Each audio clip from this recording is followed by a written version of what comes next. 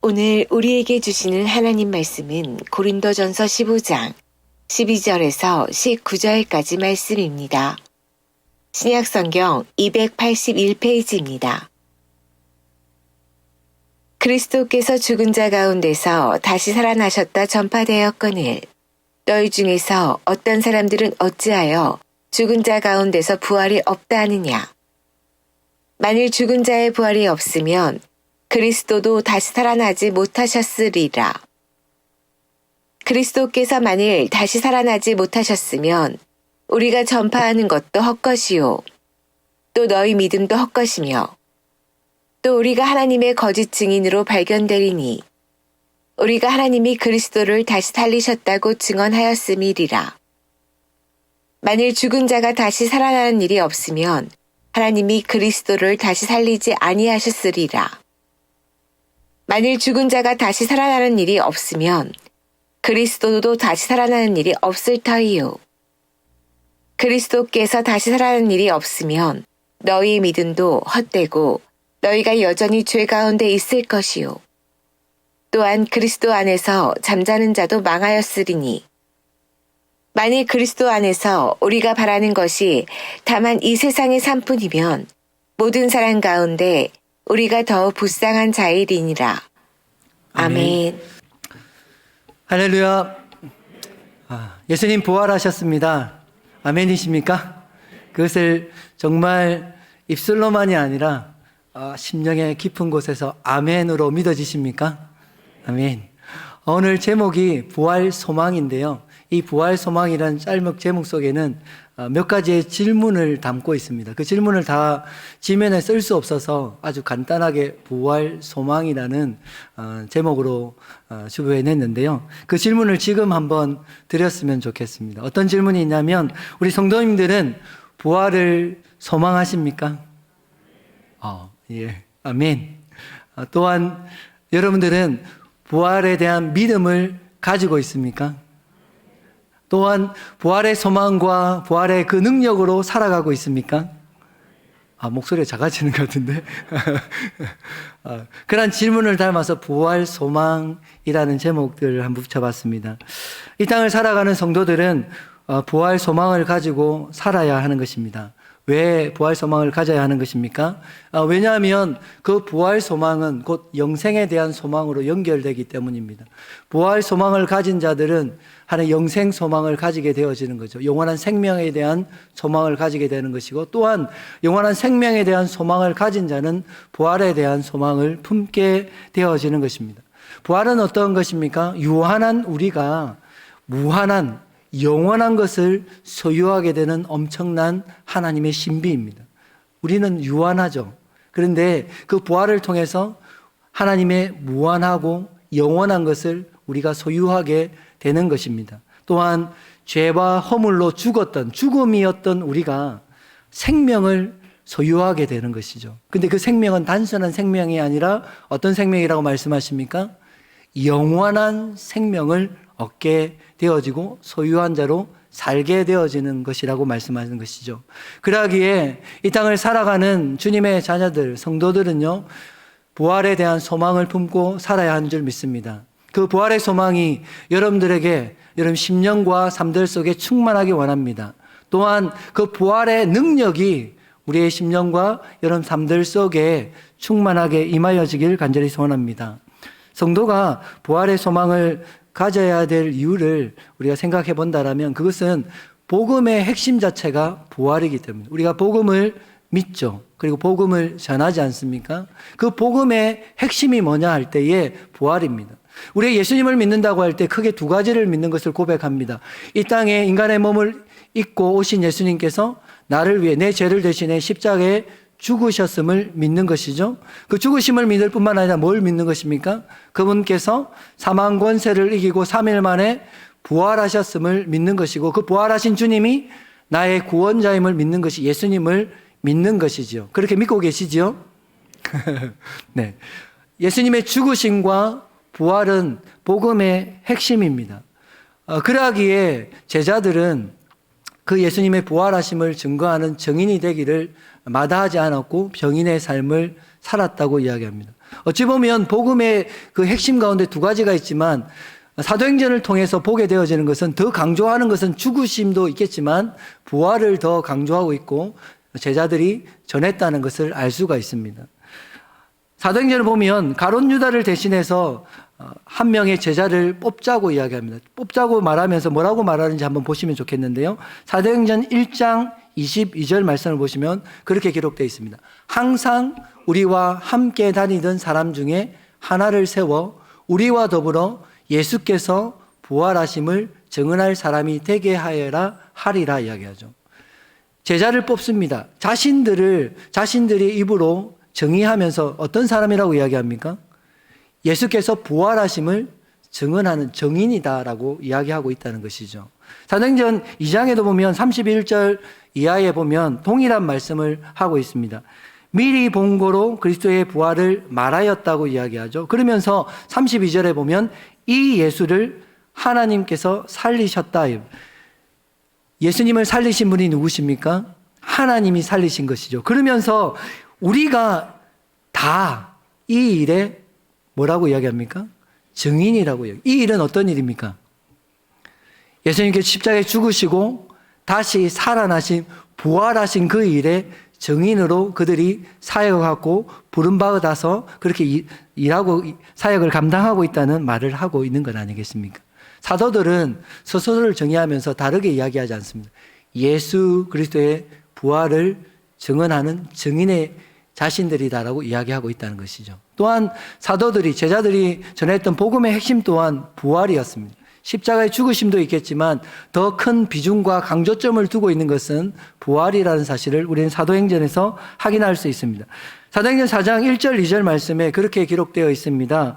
사도들이 백성에게 말할세, 복음을 전했다는 것이죠. 주의 복음을 전했는데 그 복음에 전한 내용이 뭐라고 이야기합니까? 2절 말씀에 보시면 예수 안에 죽은 자의 부활이 있다고 백성들을 가르치고 전함을 싫어했다고 이야기합니다. 제자들이 백성들에게 전했는데 전한 내용이 뭐라고요?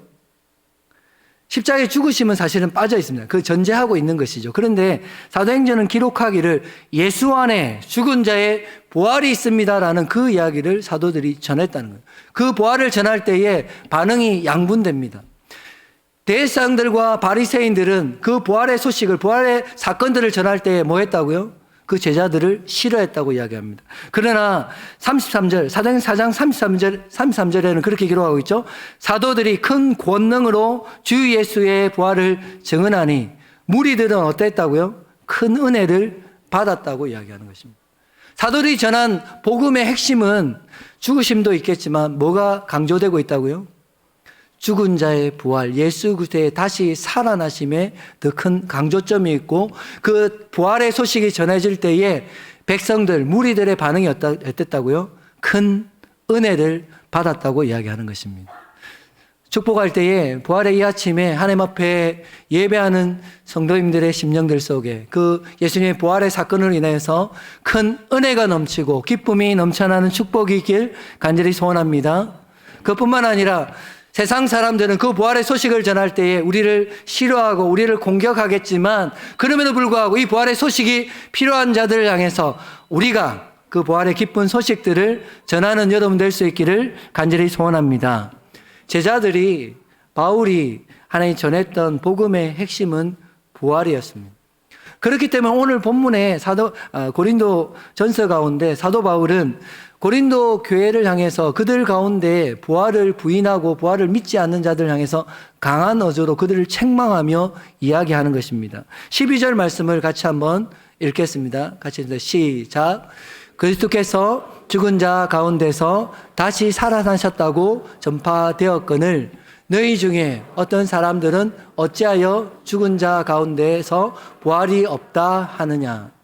이 말씀을 누구에게 주고 있는 것입니까? 믿지 않는 세상 사람들에게 주고 있는 것입니까? 아니면 교회를 다니고 있는 성도들에게 주고 있는 것입니까? 아시겠지만 고린도 교회를 향해서, 교회 성도를 향해서 바울은 이 메시지를 전하고 있는 것입니다. 교회를 다니고 있지만 교회를 다니면서 예수님을 믿는다고 이야기하지만 다니는 자들 중에 어떤 자들이 있었다고요? 예수 그리스도의 부활을 믿지 못하고 그것을 부인하는 자들이 있었다는 것입니다. 안타까운 현실이죠. 지금도 그런 분들이 계시지 않을까 염려스럽습니다. 내가 신앙생활하고 하나님을 믿고 예수님을 믿는다고 고백하지만 정말로 그 믿음의 삶을 살면서도 예수님의 그 부활을 확신하지 못하고 믿지 못하고 신앙생활하는 분들이 있을 수 있다는 것이죠. 오늘 이후로 그런 분들이 그 부활의 소망과 믿음으로 충만하여지는 귀한 축복이 있길 간절히 소원합니다. 사도 바울은요, 그런 말씀을 하죠. 만일 부활이 없다면, 이렇게 이야기하면서 부활이 없다면 우리의 삶이 얼마나 심각하고 비참하게 변할 수밖에 없는지 그 이야기를 하고 있는 것입니다. 만약 부활이 없다면 어떻게 된다고 이야기합니까? 큰일 난다고 이야기하는 거예요. 큰일 난다고. 그렇게 믿으십니까? 너무 간단하게 이야기해서 지금 약간 뻥 뜬 듯한 느낌이신데, 만약에 우리가 신앙생활하고 예수님을 섬긴다고 이야기하고 예수님을 믿는다고 이야기하고 예수님을 따라간다고 이야기하는데 우리의 삶들 속에, 성도의 삶들 속에 만약에 부활이 없다면 우리는 망하는 것입니다. 큰일 나는 거예요. 그런 의미에서 여러분들은 우리의 삶들 속에 내 자신 가운데 부활이 있는지를 점검해야 되는 것입니다. 13절과 16절 말씀에 똑같은 말씀을 우리에게 주고 있습니다. 13절에 뭐라고 이야기합니까? 만일 죽은 자의 부활이 없으면, 16절에 만일 죽은 자가 다시 살아나는 일이 없으면이라고 합니다. 만약에 부활이 없다면, 죽은 자의 다시 살아남이 없다면 어떻게 된다고요? 그리스도께서 다시 살아나는 일은 없을 것이다. 그것이 그것으로 끝나는 것이 아니라 그렇게 되어지면 우리가 전파하는 것은 모든 것이 헛것이라고 이야기합니다. 또한 우리의 믿음 또한 헛것이라고 이야기하고, 또한 그로 말미암아서 우리는 여전히 죄 가운데 머물게 되어진다고 말씀하는 것이죠. 성도리체 부활이 없다면 우리의 모든 것이 부인되어지고 헛것이 되어지는 것이라고 말씀하고 있다는 것입니다. 우리가 여전히 죄 가운데 머물게 되면 어떻게 되는 것입니까?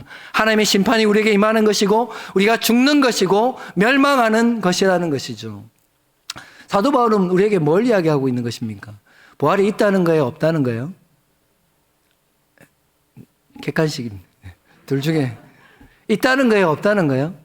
확실히 있다는 것이죠. 그것을 확신하며 살아야 한다라고 우리에게 말씀하시는 것이고, 그 확신을 가지고 그 소망 가운데 살아가는 자들이 성도들이다, 하나님의 자녀들이라고 말씀하고 있는 것입니다. 그렇다면 사실은 이 시대를 살아가는 우리 자신에게, 나 자신에게 이 질문을 해야 되는 것입니다. 나에게 그리고 여러분들에게 과연 부활이 있는가라는 질문이죠. 사도 바울은 만약에라는 전제를 가지고 가정하죠. 만약에 부활이 없다면 이렇게 이야기하죠. 그런데 우리 자신에게 적용해 본다라면 나 자신에게 부활이 없어서가 아니라 예수님의 부활이 거짓이기 때문이 아니라 나에게 정말 부활이 있느냐, 나는 부활을 소유했느냐, 부활에 동참한 자이냐라는 것을 스스로에게 질문해야 된다는 것입니다. 무엇으로 그것을 질문하고 점검할 수 있는 것입니까? 내 속에 부활에 대한 믿음과 소망이 있느냐 없느냐를 점검하며 내 속에 부활이 있는지 없는지를 확인해야 한다는 것이죠. 부활이 없어서가 아니라 부활이 믿음이 없는 자, 하나님의 부활의 소망이 없는 자는 그 사람에게는 부활이 없는 것입니다. 부활이 없어서가 아니라 예수의 부활이 거짓이기 때문이 아니라 그런 믿음, 소망이 없는 그 사람은 교회를 다니는 것 같지만 신앙생활을 하는 것 같지만 그 사람에게는 부활이 없는 것입니다. 하나님의 부활의 그 영광 가운데 동참할 수 없다라고 말씀하시는 것이죠. 그러기에 진지하게 우리 자신을 돌아보아야 합니다. 정말 나에게는 부활이 있는가? 나는 정말 부활의 소망 가운데 살아가고 있는지를 돌아보아야 하는 것입니다. 성도는 항상 부활의 소망을 가지고 살아야 하는 것입니다. 부활의 확신을 가지고 살아야 하는 것입니다. 부활의 연합한 자로 살아가야 하는 것이죠. 예수님의 그 부활이 나의 부활이 됨을 고백하고 하나님 그 소망 가운데 살아가는 자들이 되어져야 하는 것입니다. 그것이 주님을 따라가는 거룩한 무리, 성도들이라는 것입니다. 여러분들이 그 거룩한 무리들이 되길 간절히 소원합니다. 부활의 연합한 자가 되기 위해서, 그런데 전제돼야 될 것이 있습니다. 예수의 부활, 그 부활이 나의 부활이 되기 위해서 먼저 선제돼야 되는 것이 있어요. 그것이 뭘까요?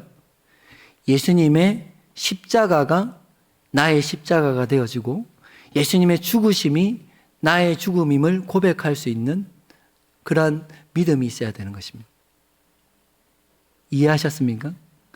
로마서 6장 말씀 가운데 그 말씀을 하고 있습니다. 6장의 말씀을 함께 읽겠습니다. 6장 5절 말씀인데요. 있습니다. 시작. 만일 우리가 그의 죽으심과 같은 모양으로 연합한 자가 되었으면 또한 그의 부활과 같은 모양으로 연합한 자도 되리라. 부활에 같은 모양으로 연합한다는, 하나 되어진다는 것입니다. 부활에 하나 주님의 그 부활에 하나 되기 위해서 전제되는 게 뭐예요? 뭐 해야 된다고요? 예수님의 죽으심과 같은 모양으로 연합한 자, 하나 된 자만이 예수 그리스도의 부활에 연합한 자가 될 수 있다고 말씀하시는 거예요.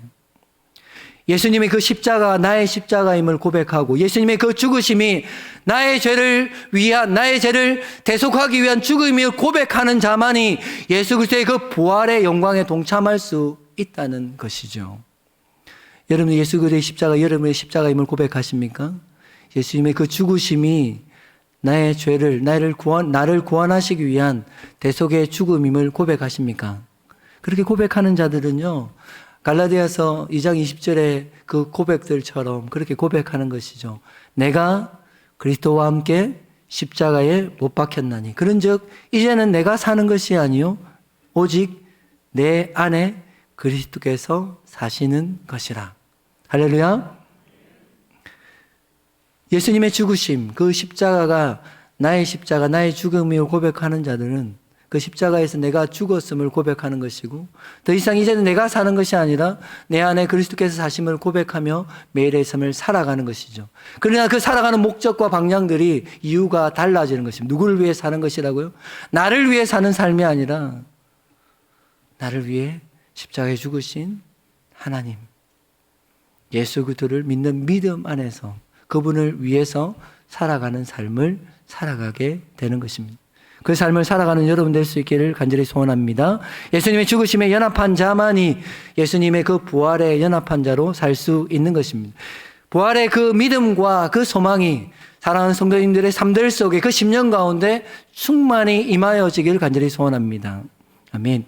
왜 우리가 부활의 소망을 가지고 살아야 하는 것입니까? 이것이 우리가 기도 제목이 되기를 간절히 소원하고 우리 이 시간 설교를 마친 후에 기도할 수 있는 시간들을 가지기 원합니다.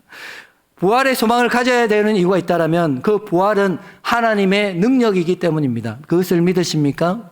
어떠한 능력이라고 말씀하십니까? 사망의 권세, 어둠의 권세, 죽음의 권세, 사단의 권세를 이기는 능력이 그 부활이라고 말씀하고 계시는 것입니다. 히브리서 2장 14절 말씀을 같이 한번 보겠습니다. 히브리서 2장 14절 말씀입니다. 자녀들은 혈과 육에 속하였음에 그도 또한 같은 모양으로 혈과 육을 함께 지니심은 죽음을 통하여 죽음의 세력을 잡은 자 곧 마귀를 멸하시며. 자녀들은 우리를 이야기하죠. 하나님의 자녀들을 이야기하죠. 우리가 뭘 가졌다고요? 혈과 육에 속한 자이기 때문에 그는 누구입니까? 예수님께서 우리하고 같은 모양으로 이 땅에 혈과 육을 가진 인간의 몸을 입고 오셨대요. 오신 이유가 뭐라고 말씀하십니까? 그분의 죽으심을 통하여서 하나님의 십자가의 죽으심을 통하여서 뭐하기 위해서 죽음의 세력을 가진 그 마귀 사탄을 멸하시기 위해서 이 땅에 오셨고 십자가를 지셨다고 말씀하시는 것이죠. 또한 고린도서 15장 말씀에는 그런 말씀을 기록하고 있습니다. 55절 말씀이요. 사망아 너희 승리가 어디 있느냐? 사망아 내가 쏘는 것이 어디 있느냐? 사망에 쏘는 것은 죄요 죄의 권세는 율법이라. 같이 하면 있습니다. 57절입니다. 시작. 우리 주 예수 그리스도로 말미암아 우리에게 승리를 주시는 하나님께 감사하노니. 뭐라고 말씀하십니까? 예수 그리스도로 말미암아 우리에게 승리를 주신다고 말씀하십니다. 예수 그리스도로 말미암는다는 것은 앞에 뭘 이야기를 했죠? 예수님의 부활을 이야기했죠. 예수님의 그 부활로 말미암아 우리에게 주시는 것이 뭐라고요? 승리라고요. 사단의 권세, 어둠의 권세, 죽음의 권세를 이기는 승리를 우리에게 주신다고. 누가요? 예수님께서. 예수님 십자가에 죽으시고 죽으심으로 사단을 멸하시고 하나님의 부활하심을 통하여서 그 승리가, 예수님의 그 승리가 우리의 승리가 되게 하신다 말씀하시는 것입니다. 부활의 그 능력은 사망의 권세, 죽음의 권세를 이기는 능력임을 믿습니다. 그 능력 가운데 매일의 삶을 살아가는 여러분 되기 간절히 소원합니다. 부활의 능력이 사망을 이기는 능력이 되어야 하는 이유가, 그것이 중요한 이유가 무엇입니까? 죽음의 권세, 사망의 권세, 사단의 권세를 이기는 것이 부활의 능력입니다. 그 말은 뭐냐면 우리가 죽음 앞에 모든 사람들, 예외도 있습니다. 우리 성도님들은 다 아닐 겁니다. 많은 사람들이 죽음 앞에 어떤 마음을 가집니까? 두려움을 가집니다. 그 죽음 앞에 두려워하고 불안해하고 초조해하고 그 삶이 무너지는 모습들을 보게 되어집니다. 그런데 예수 그리스도의 부활의 그 능력이 뭘 한다고요? 그 사망을 이긴다고요. 이 말은 뭐냐면 사망이 우리에게 주는, 사단이 그 사망을 통하여서 우리에게 공격해오는 모든 두려움을 이길 수 있는 능력이 어디에 있다고요? 부활의 능력에 있다고요. 우리 속에 생겨나는 두려움과 불안들, 하나의 초조함들, 우리를 무너지게 하는 그 모든 것들을 이기는 능력이 어디에 있다고요? 부활의 능력에 있다고요. 죽음에서 죽음을 승리하시는 그 부활의 능력이 우리 마음속에 생겨나는 모든 두려움들, 불안들, 염려와 걱정들을 이기게 하는 줄 믿습니다. 그것들을 실제적으로 경험하며 살아가는 우리 성도님들 될 수 있기를 간절히 소원합니다. 사망을 이긴다는 것이 왜 중요합니까? 실제적으로 우리의 심령과 우리의 마음속에 그런 마음을 이기게 하는 것도 중요하겠지만 사망에 이르게 하는 것이 무엇입니까? 그것은 우리의 육체의 연약함이죠. 때로는 우리의 육체의 질병입니다. 사망을 이긴다는 것은 실제로 사망에 이르게 하는 모든 질병과 우리의 연약함을 이기게 하는 능력이 어디에 있다고요? 부활의 능력에 있다고요. 예수님을 그 죽음 가운데서 살리신 그 부활의 능력, 하나님의 그 능력이 이 땅에 그 주님을 따라가는 하나님의 부활을 소망하며 살아가는 하나님의 자녀들 가운데 실제적으로 그 연약함들을 치유하고 회복하고 일으키는 능력이 부활의 능력이라고 우리에게 말씀하시는 것입니다. 그 능력을 우리 가운데 허락하실 것입니다. 또한 그 능력을 사모하며 기도할 것인데 실제적으로 하나님 그 부활의 능력 우리 삶들에서 우리 연약한 육체를 회복해 하고 무너졌던 우리의 마음을 다시 일으켜 세우시는 귀한 은혜가 이 예배 시간 가운데 일어나기를 간절히 소원합니다. 저의 능력이 아니라 하나님의 능력으로, 하나님 예수 그리스도를 그 죽음 가운데 살리신 부활의 그 능력으로 살아나는 역사가 일어나기를 간절히 소원합니다. 일어나는 역사가 일어나기를 간절히 소원합니다. 그것이 부활의 능력이요, 또한 이 땅 가운데 부활을 소망하며 살아가는 주의 자녀들에게 주어지는 특권인 것입니다. 또한 부활의 그 능력은 어떠한 능력이라고 말씀하십니까? 우리를 변화시키는 능력이라 말씀하십니다. 고린도전서 15장은 아시는 것처럼 부활장이라고 이야기하는데 부활에 대한 내용을 사도 바울은 끊임없이 이야기하고 있습니다. 15절 42절 이하에 무엇을 이야기하고 있습니까? 보면 42절에 보시면 그렇게 기록되어 있습니다. 죽은 자의 부활도 그와 같으니라고 이야기해요. 죽은 자의 부활이 어떠냐를 구체적으로 사도 바울이 이야기하면서 그렇게 이야기합니다. 썩은 것을 심고 무엇으로 다시 살아난다고요? 썩지 아니할 것으로 다시 살아나고, 욕된 것으로 심고 무엇으로 살아난다고요? 영광스러운 것으로 살아나고, 약한 것으로 심고 육의 몸으로 심고 신령한 것으로 다시 살아나는 것이 바로 부활이라고 말씀하고 계시는 것입니다. 앞에 있는 것은 우리가 가진 것입니다. 우리가 심을 수밖에 없는 것입니다. 우리가 가져서 더 이상 우리의 것을 나열하고 있어요. 우리가 가진 것은 무엇이라고 이야기하면 썩어질 것, 하나님 약한 것, 하나님 욕된 것을 심게 되어지겠지만 그것밖에 드릴 것이 없지만 그런 존재이지만 하나님께 부활의 그 영광을 통해서 우리를 어떻게 변화시킨다고요? 하나님께 썩지 아니하는 것으로 욕되지 않고 영광스럽고 강하고 하나님 신령한 것으로 변화시켜 주신다고 말씀하십니다. 무엇이요? 부활의 그 능력이 임할 때에 하나님의 자녀들에게 그런 변화가 일어난다고 말씀하시는 것입니다. 다시 살아나리라. 어떠할 때요? 부활의 능력이 우리 가운데 임할 때에. 다시 살아난다는 것을 좀 더 우리 삶들 속에 적응해 본다면 우리를 변화시켜 주신다는 것이죠. 우리 속에 우리로는 감당할 수 없는, 우리 변화시킬 수 없는 우리의 삶을 송두리째 변화시켜 주는 그 일들을 부활의 그 능력이 가능하게 하고 우리를 회복시켜 주시는 그 일들을 하게 하신다는 것이죠. 축복할 때에 부활의 그 능력이 저와 우리 성도인 삶들 속에 임하여지길 간절히 소원합니다. 경험되는 귀한 축복이 있길 간절히 소원합니다. 우리는 생각할 때에 그 부활의 영광을 단지 이 땅의 삶을 사다가 죽고 나면 하나님 나라에서 영광스러운 몸으로 변화될 것이고 그 능력을 경험할 것이라고 생각합니다. 그것은 당연합니다. 그런데 그것만이 아니라는 거예요. 죽고 나서 단지 누리는 부활의 영광이 아니라, 부활의 능력이 아니라 이 땅의 삶들을 살아가는 하나님의 자녀들에게, 하나님의 성도들에게 하나님의 그 부활의 능력은 경험되어야 하고 그것이 현실이 되어 현재가 되어져야 하는 것이죠. 나의 능력이 되어져야 한다라고 말씀하시는 거예요.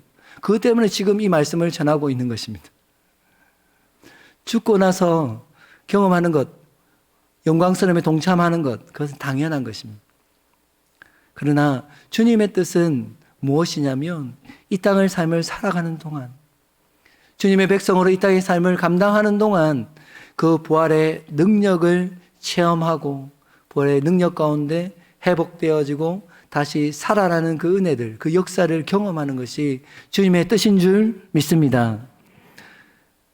부활의 소망을 살아가는 하나님의 자녀들에게 그 능력이 임하는 줄 믿습니다.